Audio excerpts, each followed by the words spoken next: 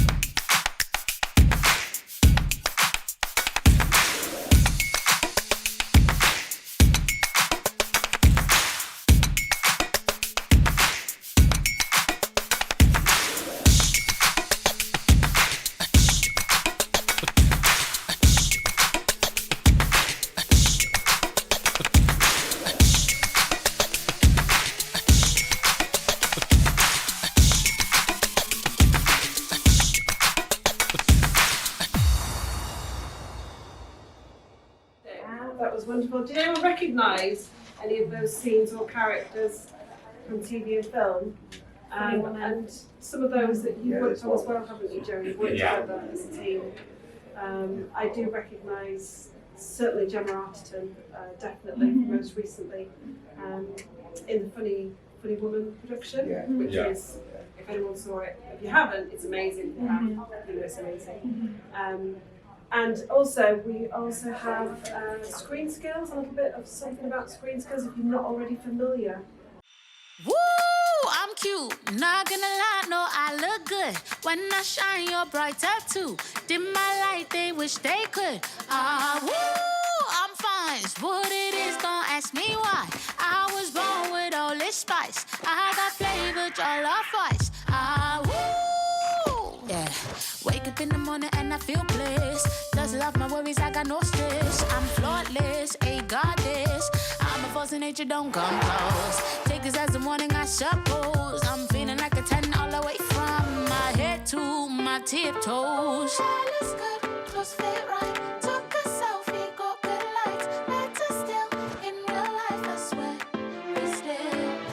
All is good, clothes fit right. Took a selfie, got good lights. Better still, in real life, I swear, they stay.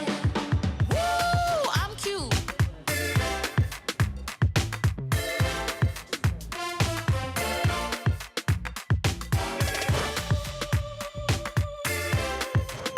gosh.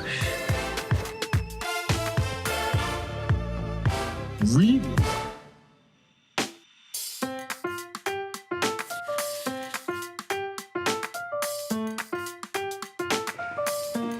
I'd just like to ask you a few questions. What? That's so cool.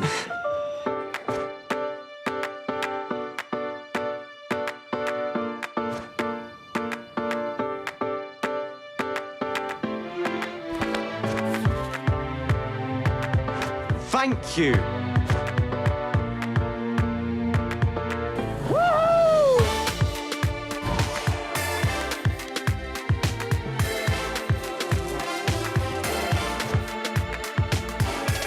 An excellent choice. Amazing. And we'll wrap it up there. So that gives you a bit of an insight into the sort of productions that ScreenSkills have supported people working in. Just to give you a bit of context as who I am and why I'm here, I'm also a hair and makeup artist and I run an academy in Media City. And what we focus on is the bridge between people like Joe and Sue working in industry and the training opportunities offered by ScreenSkills.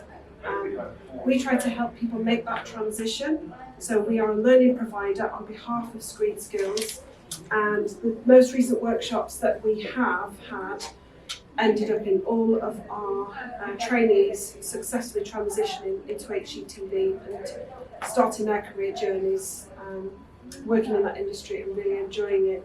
This is our studio, which, as I say, is based just outside of Media City, and we aim to provide continuing professional development courses for people who either at the start of the journey or throughout the journey decide that they may need to brush up on certain skills or add to their repertoire of skills that they already have, maybe for a certain production or just maybe because they fancy learning a new skill. You can never know it all. And we like to think that the opportunities that people get are part of contribution because their skill set that they have is up to date and up to scratch. This is an industry that we really have to keep on top of those skills.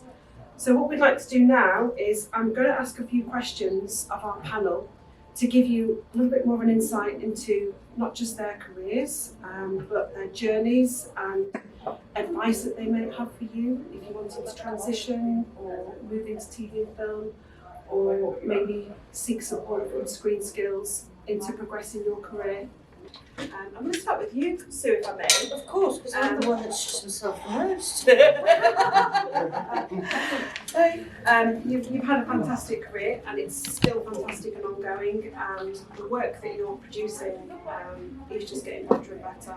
Would you agree that you can never know it all? You have to keep, striving to learn and better yourself. And there's not a day on a set that I don't go by without learning something new, something I wish I hadn't done and something I wish I had done.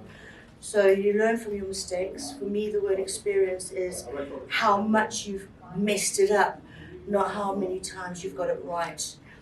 Because a lot of our job is to be able to fix things off the back of the hat.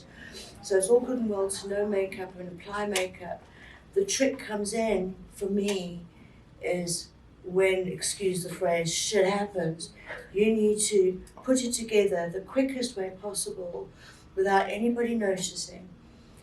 And the more you work in the industry, the quicker you know how to do that, and the quicker I know I'm working with experienced people when I see they can do that. So yeah, you learn every second, every day. My journey will stop the day I die of learning. That's great to hear, because I know a lot of people, when they're starting out in a career, you must get this question: when do you stop being nervous? I'm pooping my panties right now. Nerves are good, aren't they? And I'm always nervous. Asked Joe, there's days I'll walk on to a set and there's a new idea in my head. I don't know if it's going to work. It's in my head, and I'm going to go with it because I like to be a little courageous. and sometimes it gets me into trouble. It's like I've gone too far.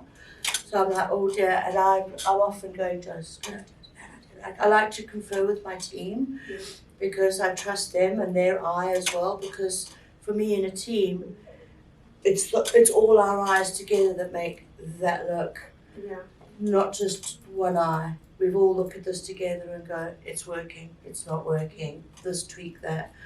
I get nervous just about every day when I walk in. But that's like someone said to me, I was working with a world-class athlete and said, the day that you stop with the nerves, you've lost interest and you should stop doing it. You don't care anymore, you don't have the definitely. passion, absolutely. Do you find, Jo, working with Sue, that you can second guess what she's thinking or what she's going to be doing, or because you work so closely? We have a really healthy, unhealthy relationship. That's what I like to call it. But that's more because we built a friendship very quickly before we built a working relationship. And she's my friend before she's my colleague, so I'm very fortunate for that.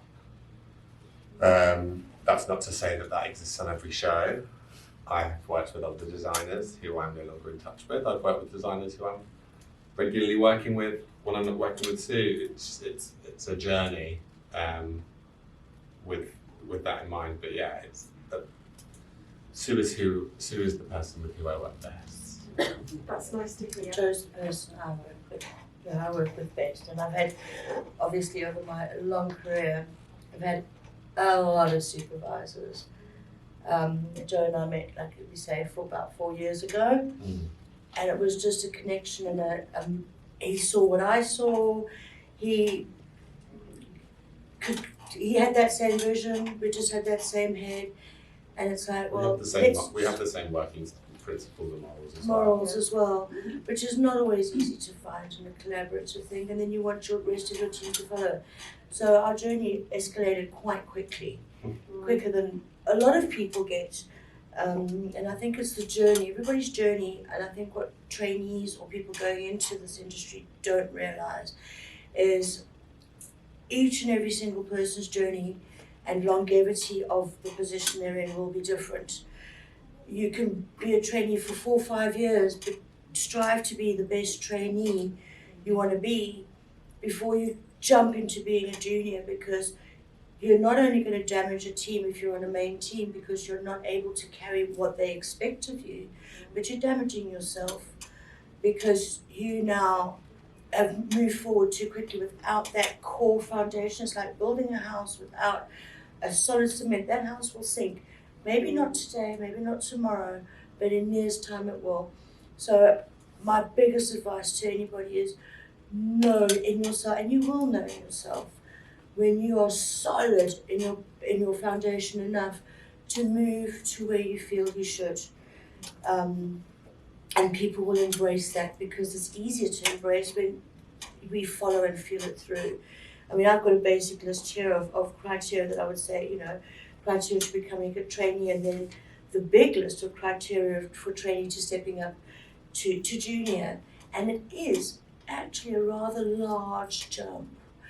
But what I also think, and I think, and I know Jo, we were speaking about it the other day, as you walk onto production as a trainee, and I've seen it happen, where the trainee's just on paperwork.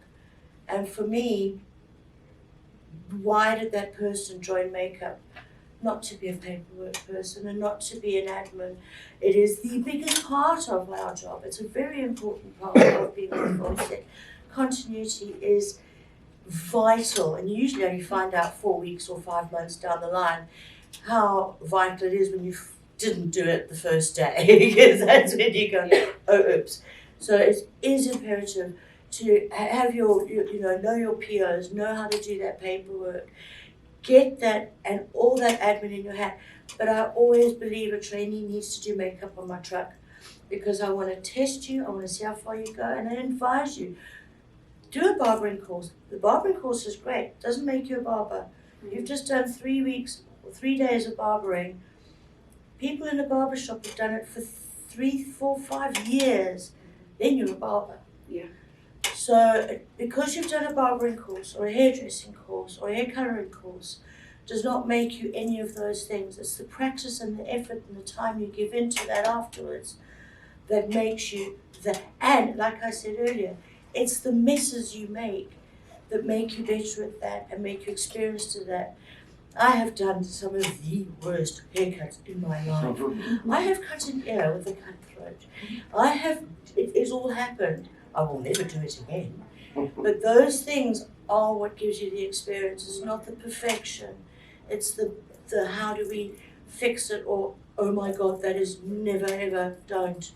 So that journey is for me very important for people to be honest with yourselves, because with that you come into a place that I value and treasure and have my whole life. I call our film industry, it's my home, it's my air, and I want to encompass you in it, but I can only do that with your truth and you understanding your own truth within yourself, of your capabilities and of where you need to, where the place that you need to work the hardest is on what you cannot do. What you can do, you've done it, you do it, it's okay. What you can't do, that's what you've got to grind, because on a film set, and I'm talking film and TV series, you're going to be thrown into an end of anything. You have got to learn to lay a beard. You have got to be able to do a haircut, and a proper one, a good one, male, female, good barbering, good bearding. As a designer, I'm going to, when you're a makeup artist on my team, somebody comes on, I'm like, I need to trust you that you do that and know that you can. Wigging, go on as many wig making courses. I still do, and I will upgrade for the rest of my days. I hope to be buried with a knotting wig in my hand. So that's for me, but in all honesty, please be honest with who you are and what you can give. Because I think a lot of people go, oh, I can do this, and they have, and it's great, it's beautiful to have that positivity. But also be very balanced with it, because that'll give you more steed than anything else that anyone can give you. That's wonderful. You just answered my next 3 questions. So Right, gaffer tape anyone. No, please. That's brilliant, and that's really good advice as well. And yeah, that's really informative. I wanted to lead on to what you've just been speaking about, and that's if someone comes to you wanting to be a trainee on your next production, what sort of qualities are you looking for? What is the thing that makes that person stand out against 3 or 4? I know Joe's got some good answers for that. So I'd like taking some oxygen. I've got a couple, and then I'll give it to Joe. Because what I would say is you need to know a PO. Yeah. Know how to do a script breakdown. So all these courses you're doing, I think, are vital, because you're getting a foundation, and it has to be just basic, but please know how to read a call sheet, do a breakdown, know what continuity is, have some basic hair methods. I would suggest to have done a barbering course prior to that, extend that barbering course to being a fully fledged barber into junior. So I would never move someone to junior if you're not a fully fledged barber, but have a barbering course as a trainee, be able to do a rolling set and a good basic makeup. Also a good positive attitude. No, I can't help myself. Yeah. I think I can strip it back more than that. So like Sue said, skills based, that's the basic foundation for it. But for me, it's initiative and self-management. They're 2 vital things that, as a trainee, if you are unable to self-manage and map out your day, you'll schedule your own tasks that need to be done, and also at the same time have the initiative to know when to do this and when not to do this, you're going to fall flat on your face in the first day, because it's so, like Sue was saying earlier about weaknesses and strengths. You might have these incredible list of strengths, but you're on a film set, your weaknesses are exposed so quickly. If you're not honest about it, honesty as well as the other thing, I would say the 3 things. If you're not honest about it, then you're burying yourself alive. But if you have initiative, honesty, and good self-management with your timekeeping and stuff like that, then the additional skills on the truck can be learned. Obviously the basic foundation skills, but the additional skills, your weaknesses we can work on. Your strengths can be applied while your weaknesses are being built.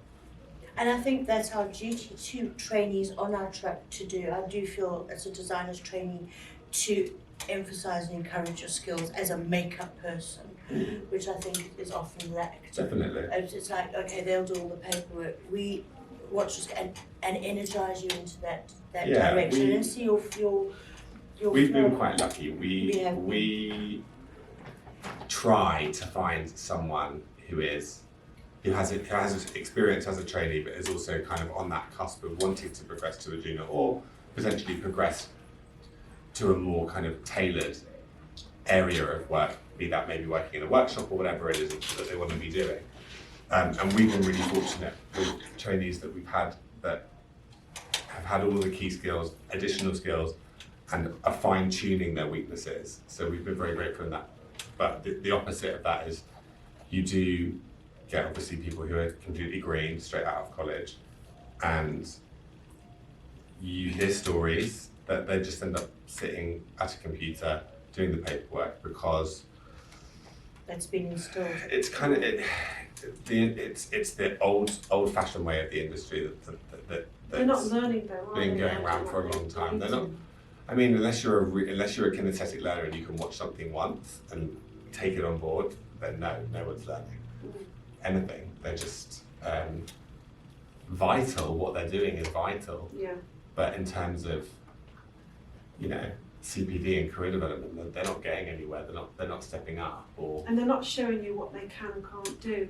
You need to build trust. Yeah. Therefore, you need to know what their limitations and capabilities are. I mean, it's important on my set, a trainee, as people will know, that you'll get a cast member, and you'll also do set standby on that cast member. We will monitor that, see how you progress it, but if we don't see you do that and you come on and you just do that paperwork and you go on to the next year, I can't. I mean, could I recommend someone? Because they do good paperwork? Yeah. No. So, Yeah. and then we see them fly and we go, oh my God, look what they do. We'll have somebody cut each other's hair and you go, Ash, you're really good at that. And then I'll push more of that your way. Yeah. And then overload you till you want to die. But hey, you want to work, you want to learn, go. Absolutely. But that's what we do, and that's where I think it's a really important way to work. But it's not the only way that people work, and I think it's really important to it's the way that we work, and it's not the way that everyone works. Your journey is different, the way of every team that you work on will be different. Like the film industry is just a complete rainbow of variety when it comes to the jobs you're doing, the people you're working with, the locations, the script, the storyline, everything is different every single time you're on a job. And So also, having I that think, flexibility and way to adapt is really important as well. and I also think as a trainee, some people have the luxury, or not luxury, to be able to do more and more courses in their trainee time, and they can escalate that much quicker and get variable opportunities, and those opportunities change people's lives, and it is by what you give in, but very often this is a world of a bit of lucky, but you only get lucky if you give it out there.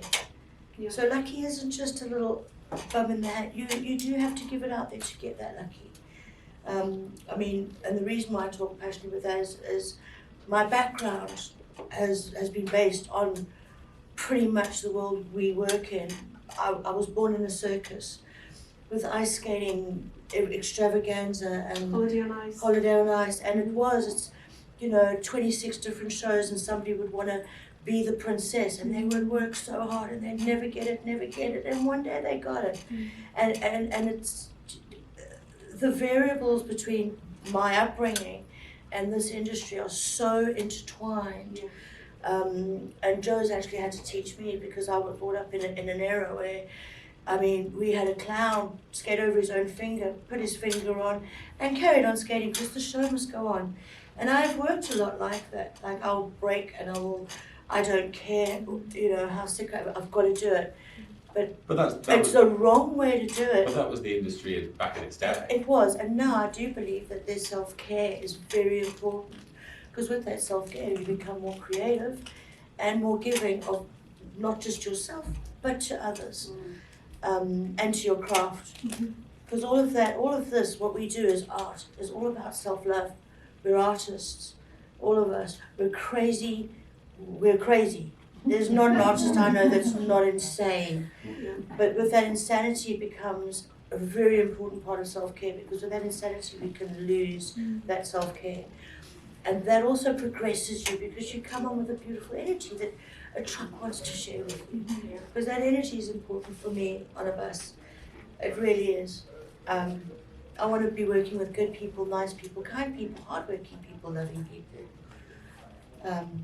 And the rest Put becomes... that on your CV. Yeah, put that on your CV.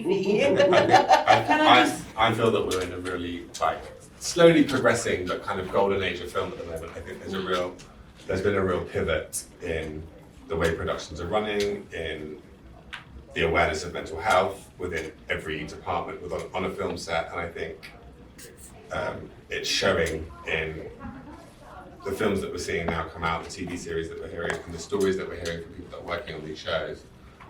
Paul Rogers is a really good example, who just won the Oscar for Best Edit for Everyone Else Burns, no, it's my show. Everything Everywhere All at Once. And I'm not going to preach it, but if you watch that, it's a really interesting acceptance speech, because he just talks about the self-care of people looking after themselves, and also the care that came from the production and everyone looking after each other and working really collaboratively. And I feel like there's been a real shift in the last 4 or 5 years, where the industry's kind of opened its arms up for a big metaphorical hug. I would agree with that, even pre-COVID. You know, COVID has changed a lot of things, not just in our industry, but before that, I think everyone recognised that it's a really difficult, stressful industry to work in, and for your career to be sustainable, you've got to look after yourself and one another. It's a team industry, isn't it? And that's it. And one another. That is like literally a T-shirt. You know, because there's a lot of meanie eyes as well. And I think it used to be like that. I I think can't it used to be a real fight for the next job, a real battle of the makeup artists, or grips, or camera crew, or whatever it is. Really competitive, where I think now it's a lot more collaborative. And also, you know, if you don't get the bloody job, you weren't meant to be there. I always believe that. There's a lot of jobs I wish I'd got. I don't. You won't know at the moment, but for some reason, call it airy-fairy, but the universe puts you where you're meant to be. And if you don't get the job, don't be bitter. It's okay, because your one will come along, because you're going to give that love to the one that you want. That's fantastic. A lot of people get really upset and bitter, and it's like, well, that one got this. But that's because that was their journey. They might have a really shit time. So you're okay. But the bitterness is what I think held us a lot back before this transition that we're noticing. That bitterness was a lot there. A lot of people go, and she don't it's like, nowhere.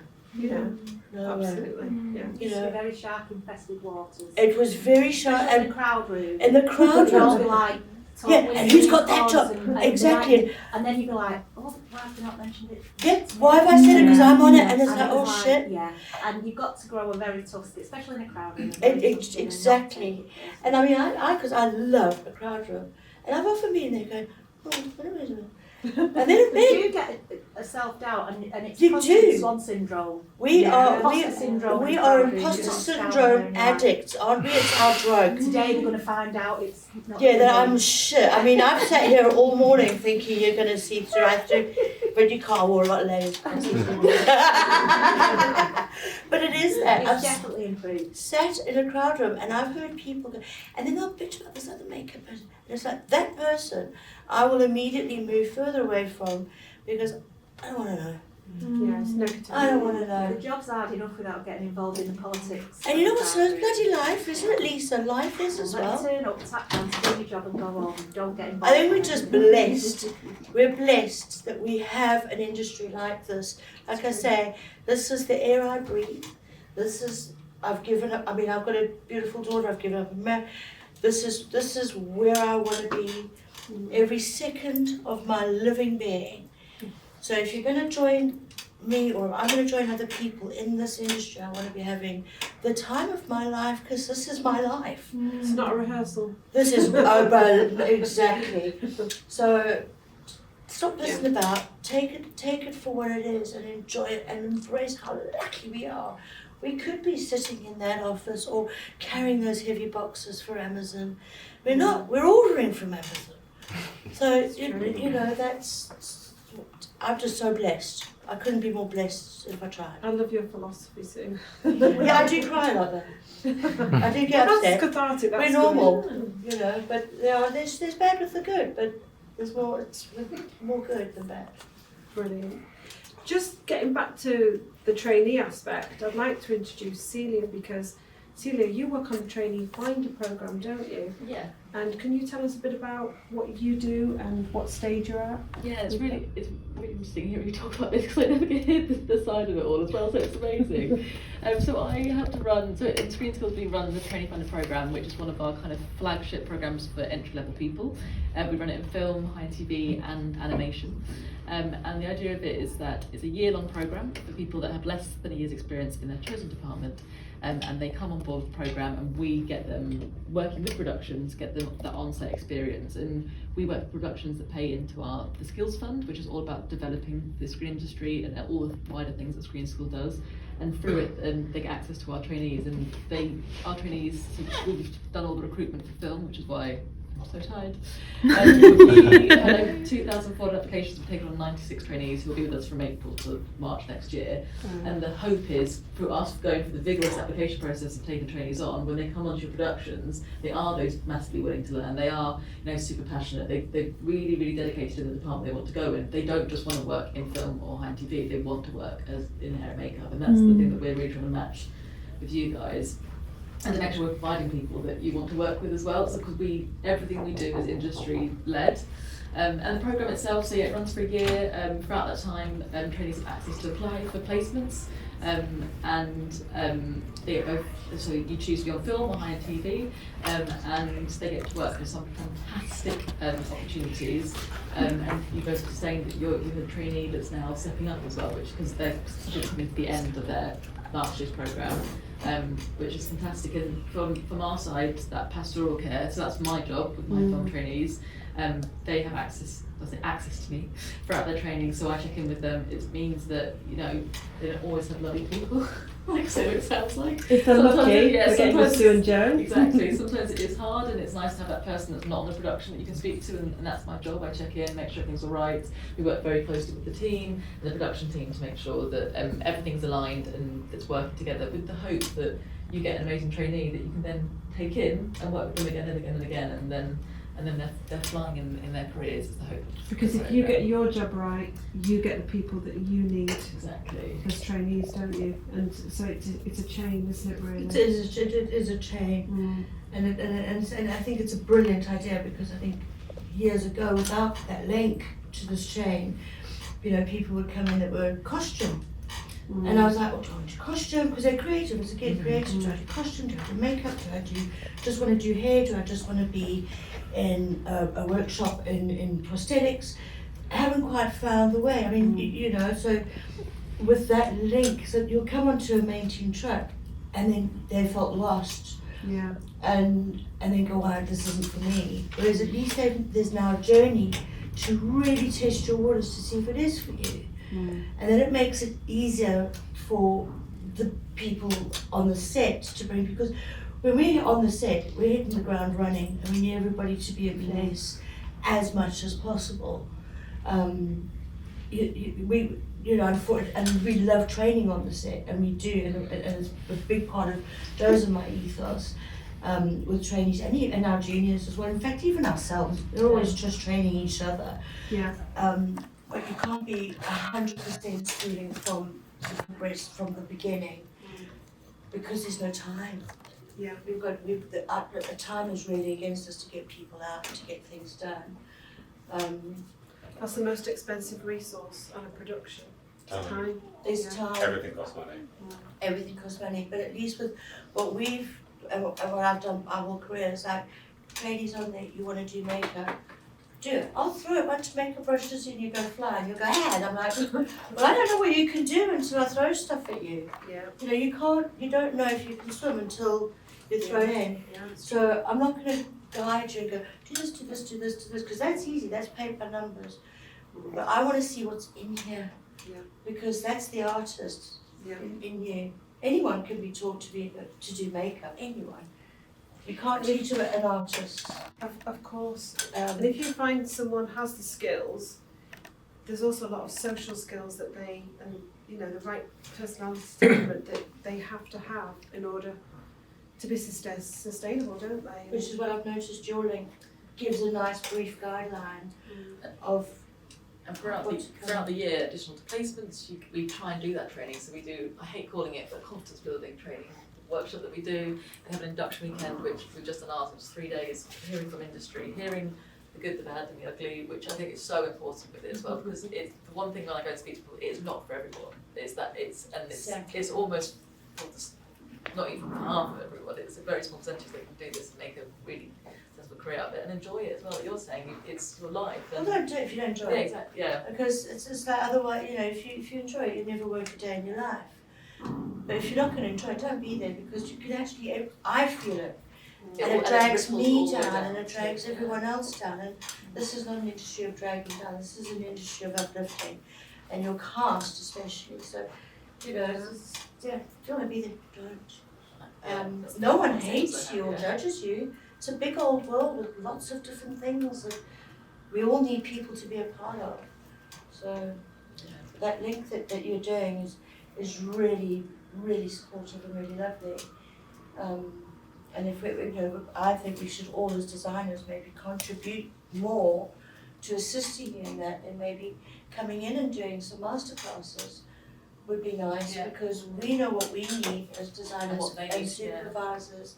So it'd be nice for designers, all different types, because we're all different, we all work differently, to give our masterclasses to those trainees, to give a different like curveball to what you've shown them, and they go, oh, there we go, that also happens. I mean, Fantastic. it would be, I think, would be a really nice thing. I totally agree. What's the phrase? It's more than one way to skin a cat.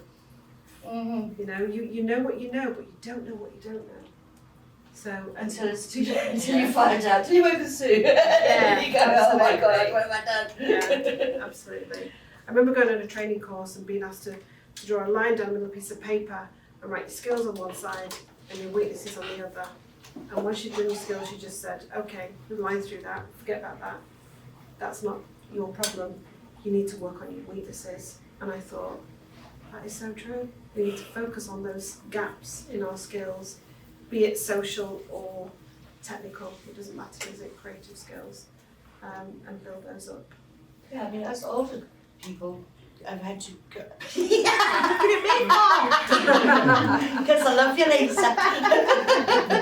But I mean, I started mine with Polaroids and sitting between the legs of the camera. Wow. And we would even draw some of our continuity pictures. We'd have these little heads and you'd colour in your stuff while you're between the tripods. And then all of a sudden it digitalised, and now we're getting paid digitally, and now we're getting this, and it's like, oh my heart. So we've got to now, you know, it's a new, there's always, it's all developing, all new makeup techniques. Can I ask you a question? Just maybe for ScreenSkills. For people with neurodiversity in the industry, they're some of the most creative people, but socially awkward as anything. So being a tough environment for them to come into as a trainee, how do you support them? And given the fast-paced nature of what you're talking about, hitting the ground running, how do you support an individual through this career? Because that can make or break them at the very beginning. So how do you push them and keep encouraging them to stay on this journey? It does go through that kind of that training process as well, and installing people with that confidence. With anything like neurodiversity, your employer, who would be, so when there are trainees, they are still the employer of the production. They get their pay, they get their deal members through them, but it's an employer's right. They've got to do what we refer to as reasonable adjustments, and that's when you would start on a job. It would be, I think it goes back to the honesty thing as well, and just being very open and honest about it, and saying, you know, I've done a few jobs already, this is what I found quite challenging, this is what I found worked for myself, but it does need to come from the individual. That's what I quite say as well. You kind of need to go, obviously on each job, because it is so different, each job, you will learn different tools and way of coping and things that are more stressful, but the employer, in my experience, everyone in the industry is so lovely and wants to help people. that they can help people if they know about it. I think that's what I always say as well to everyone. Again, ScreenSkills is there to support. I have one-to-ones with my trainees throughout the year, and seeing where their development is. When they're on a placement, they have to do a training plan, which I never know how that goes down with the production when they're so busy with everything else. You want to kill you? Yes. You gotta do it. You gotta do it. Do you want to kill you? So I've got my... I don't mind it. You can do it quickly, can't you? That's a bloody full day! And I've got a whole episode to break down! I'd like to They circle come back with to you, the mate. neurodiversity question though. Yes.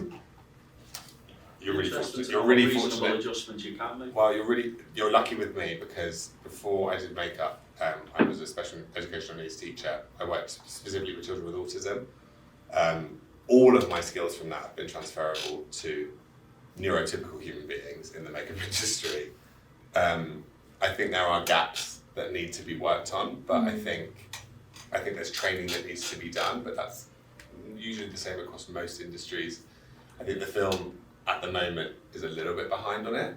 However, depending on the individual, depending on the interview, depending on their skills, depending on the job, there's so many variables before they would even get the job anyway, that if they did, it would just be a fit and it would work, and then the adjustments and the duty of care of the production and the department that they're working in would be made.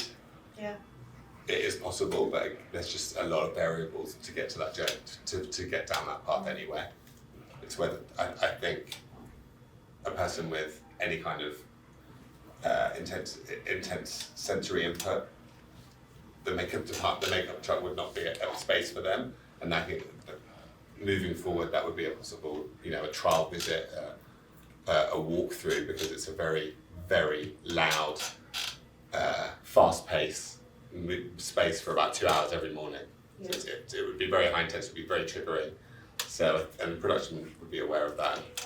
Most departments would be aware of that. So. And to be fair, I mean, I like sometimes I'll come in the morning and it's really fast paced, and I have to, it makes me shake. I've got that internally, and I have to go, oh. And as a designer, yeah, I can do that. I'm like, Google, stop. Hey Google, stop. But also aware that there'll be another team member that may have a moment, and we just, so it's being aware and being honest with each other, because I think a lot of us, again in this industry, have even little bits of high anxiety and triggering things, and we just got to be supportive of that with each other. And when we see it coming, just go, okay, let's we've got this, let them be, or the support that is what's key.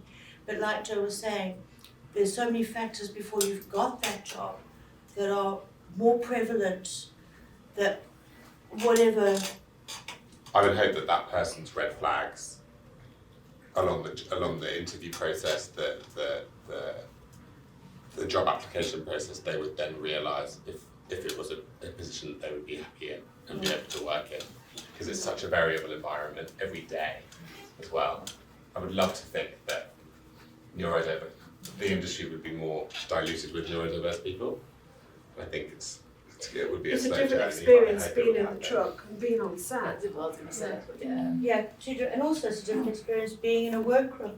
Mm-hmm. You know, if it gets to that, I mean, being in a workroom, I mean, honestly, that lovely silence, just being with yourself, nothing, and making all these beautiful wigs, or all these beautiful molds, or sculpting, or being in the punching area, or being in the, so you can always forget, and it is very integral, so nothing's lost. Just being on set in a truck is not the be all and end all of what being a makeup artist is. Absolutely. So our scope, we are very lucky that we can choose things that fit in with our self-well-being and happiness, because again, there's no point in being somewhere that harms you, that harms yourself, and also makes you miserable. It's unfair on you, and you've only got one round. I can tell you guys are very aware of looking after your team and making sure that not only are they doing their job, but their needs are met as well.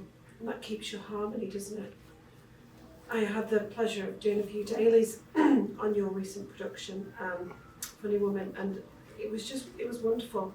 I've never felt so much love on a production, and that was just going in, you know, for a few dailies. It was a really, really nice experience. And what do they say? You know, the captain of the ship sets the tone, and it's so true. It just filters down and has a lovely positive effect on the whole department.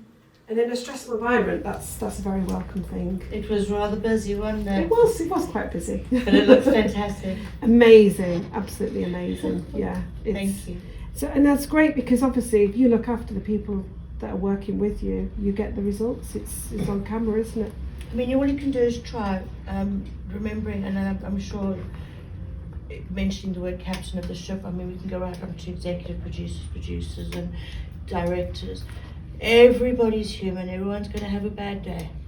And I think people a lot in this industry now, because we're trying to find that balance, also have to remember that we're there for them, for our trainees, for our juniors, for our artists, for our crowd.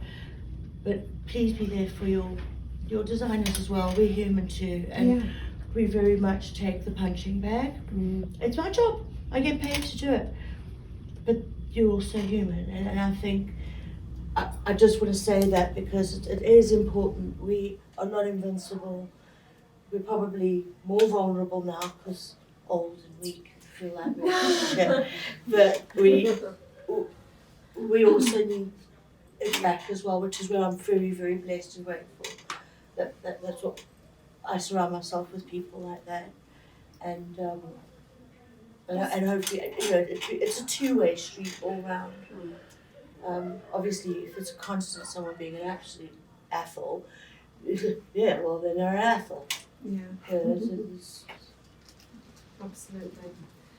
So, Celia, your trainees, they're at the stage now where they're just about to embark on their placements, aren't they? Yes, so we've as of this week, we'll say, I keep saying goodbye, I don't want it to be goodbye, to the last trainees we had last year, and we're just about to take on the new ones, and this summer is looking busy for productions.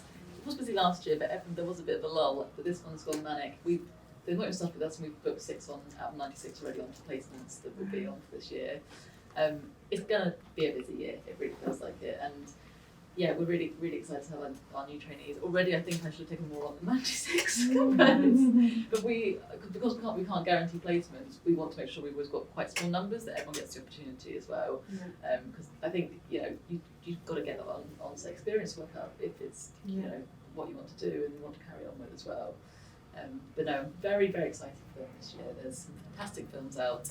They've even made us sign an NDA, which is not usual. So, well, but you have to have all these 1 hour, 1 day. I think all they need is coming in. I'm like, I'm not even coming to the set. I don't need to. Can I ask you a question? Yes. When you interview the trainees to come on board and to your fitting, what is your interview process? So we go for applications which open every October. So do look out for our newsletters if anyone is interested. So they open in October. We do a 6-week open application process. Then we have 3 industry readers that read their department. So we'd have 3 in hair and makeup, read all their hair and makeup ones. We don't even get to see them before that. They mark a certain grade. We then read all the ones that are above a certain grade. And then with the interviews, we sit with an industry person with them all as well. And it's about getting what is a right ScreenSkills trainee, but someone that someone wants to hire as well. So it's getting all of that. When we were talking about nerves before, the interviews, we had 200 in film and I ran 180 of them last year. Nerves just showed me that someone was really passionate, that it was never anything negative. And my thing is always that someone saying, I'm really sorry, I'm nervous. And then it just neutralises the moment as well. And it resolves it. But it is finding out that passion of it all. Someone doesn't need to have 9 months of on-set experience to go on the programme. It helps because it gives them that understanding of what's going to be ahead of them. But yeah, it's just getting that passion that we want out of them and understanding, and them knowing, having quite clear ideas about where their career is going. Because I think we can sometimes do interviews and someone, you know, I want to be a designer in 2 years, and we're sat there just being like, okay, maybe not quite. So it's getting that all the time as well and understanding. Really interesting you saying being a trainee for 4 or 5 years, because we've got the ones that are finishing and they want to step up already, and I'm kind of managing that process with them as well, because I think there's no strict time to be a trainee, but you have to feel it You proving have to yourself. feel you've got to be really honest with Yeah. yourself, because there are people that go, I mean, it just goes, and suddenly you just go, hold yourself tight, because we can see that you're not ready, but also it's not nice for us to say Yeah. you're not ready. Yeah. In the capacity. And that's where I think there should be, for me, what I think might help people knowing when they should be transitioning is actually doing a junior course. Yeah. So when your ScreenSkills is finished, it was just something in my head, you actually have to do a week program of how, like, you're timed on a hot roller, you're timed on a finger wave, you're timed on a haircut, you're timed on a ball cap, and all those criteria are filled, then you can get a junior, because that is when we did Granada decades ago. That's what we had to have certain criteria before we could even be a trainee. And that was in the 80s. And skills based it was. And Yeah. it was skills based. So, like, I've got a little list here of what I would say a junior to a trainee would have, and that would include wig prep, braiding included, cornrows, French braids. All of those is what I had to have in the 80s. And it was really weird how braiding and ethnic hair just went poof. It was like, we did you. And they went poof. I mean, I've lived in South Africa for my life.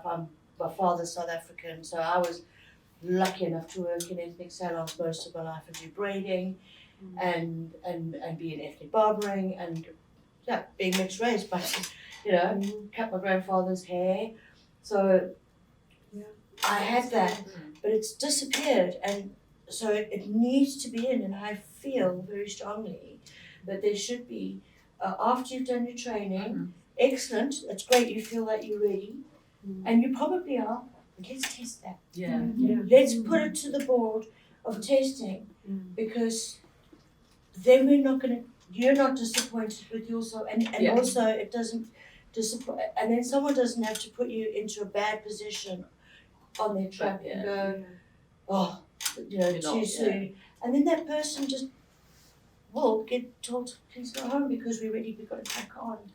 And I think it saves people dignity, and again, they might have moved that fast and they're ready. Right, so do, and right, let's go. But all I can say is if you're in your training, go to course, work in an ethnic barber's. Don't just do a course. Work in it. Sweep the hair up. Watch people braiding hair. Do it. Encompass what it's like to work in the salon, because that's what you're going to want. Don't go do a course. A course is good, but it's not. Once you've done the course, you walk away and you never touch it again. And it's like, I sew, I haven't sewed in years. I picked up the other day and I'm like, oh Jesus. So you've got to keep on going. Yeah. Keisha will know that I'm really right. Like, I've watched her do her braids and oh my God, I'm like, I forgot that. And it's like, but you've got to keep doing it. And work, go. Firstly, you're getting training. Secondly, you're getting some pocket money. And if it's cleaning up to learn something, then it's because it's what you want to do. 100%. And I think the courses that are given are incredible, but they're not the be all and end all. You've got to continue the journey. Keep it up. Keep it up. And then do a little criteria from, my main key list. My main key list.